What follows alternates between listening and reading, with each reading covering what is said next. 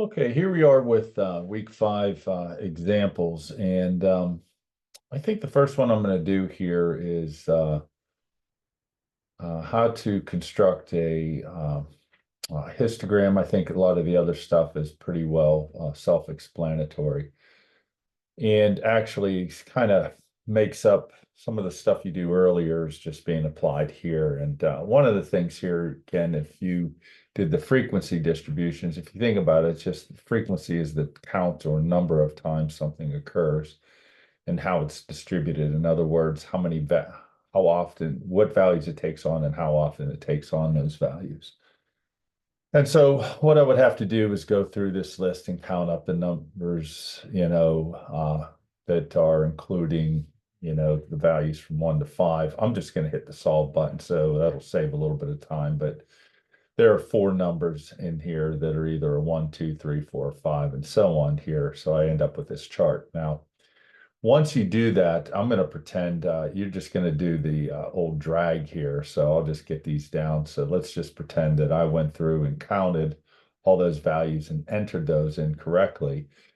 Then all I need to do is kind of undo what I just did. But what you'll have to do when you do a problem like this is just drag this bar up to 4, because in this class here from 1 to 5,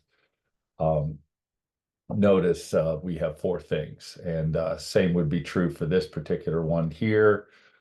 Same with 11 to 15, we have 4, so I just drag that up to here. And then, of course, this last one is only going to go up to 3. So, depending on the problem you get, all these things are going to be different, but you're going to have to go through that list and, keep a tally. So you just need to carefully do that. All right. So, of course, we can check this and see that, we are correct in that. As far as another type of problem, interpreting one of these things, what are they going to ask you to do?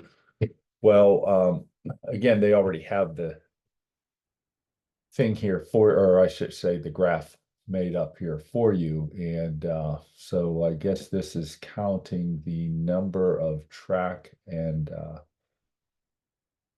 field athletes from all over the world. And so this is just, again, the number of gold medals, 3 to 6. Again, I think this is relatively straightforward. I'm going to hit the solve button here.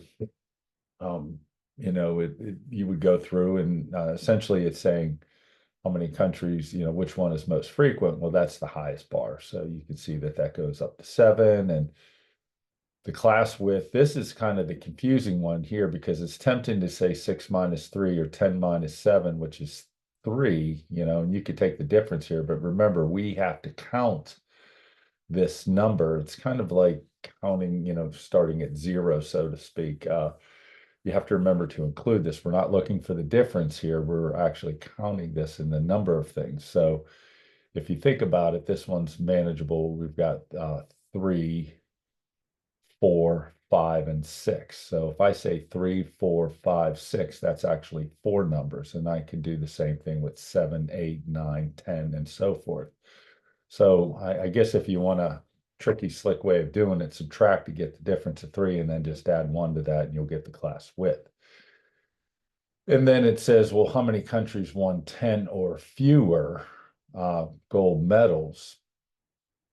Okay, so if we do that, 10 or fewer, well, that would be the height of this bar, right? Because this is 7 to 10, so that would include 10.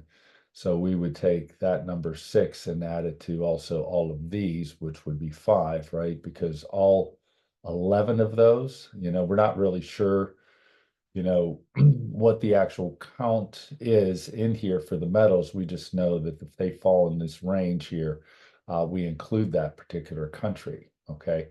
So there are 5 countries in this category and there are 6 here. So if we combine those, obviously we got 11. All right, so, I just wanted to do this one, especially for this part B here. That kind of seems to get people most of the time. But most of the other stuff, again, is relatively straightforward here. So, all right, we'll see you next video.